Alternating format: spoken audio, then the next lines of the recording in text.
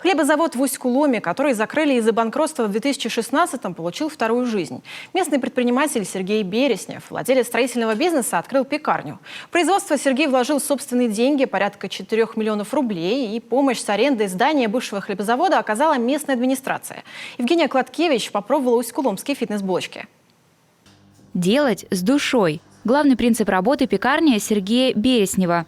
Владелец строительного бизнеса опробовать силы в принципиально новой для него продовольственной сфере решил, что говорится, интереса ради. Качественный и вкусный хлеб востребован всегда.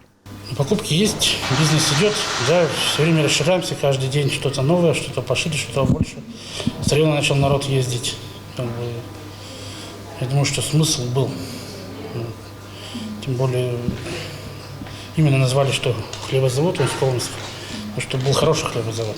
Усть-Куломский хлебозавод работал в селе с 1961 года, но после перестройки дела на производстве ухудшились. В 2016-м в результате полного банкротства предприятие закрыли, но сносить муниципальное здание местная администрация не стала. Изначально мы планировали, что это здание в центре постараемся сохранить именно для целей перерабатывающей промышленности, пищевой промышленности. И когда поступил запрос от предпринимателя о том, что есть интерес восстановить производство пекарное, мы с охоткой откликнулись. Мы вместе с депутатами Совета района приняли решение о применении понижающей ставки арендной платы за данное помещение, с тем, чтобы у предпринимателя здесь хотя бы были руки развязаны, и он мог спокойно вкладывать уже свои средства в развитие бизнеса. Благодаря поддержке аренда здания бывшего хлебзавода обходится на 90% дешевле. Перспективы для бизнеса хорошие. Из 850 квадратных метров пока используется 220.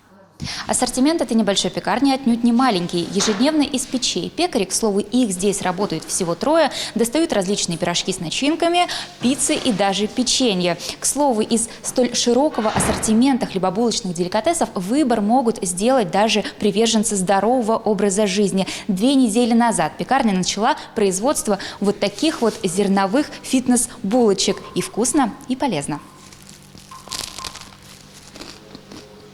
Пекут здесь и традиционный хлеб, но в форме полубуханок. Они съедаются быстрее. А значит, люди будут чаще приходить за свежим. Реализуется продукция лишь в одном магазине на территории пекарни. Самые частые покупатели – дети и подростки. За свежей выпечкой из школы, напротив, прибегают по несколько раз в день. В ближайшее время в пекарне грядет расширение производства. Кроме новых сортов хлебобулочных, появится цех по изготовлению собственного лимонада, кваса и минералки. Евгения Кладкевич, Роман Боровиков, телеканал Юрган.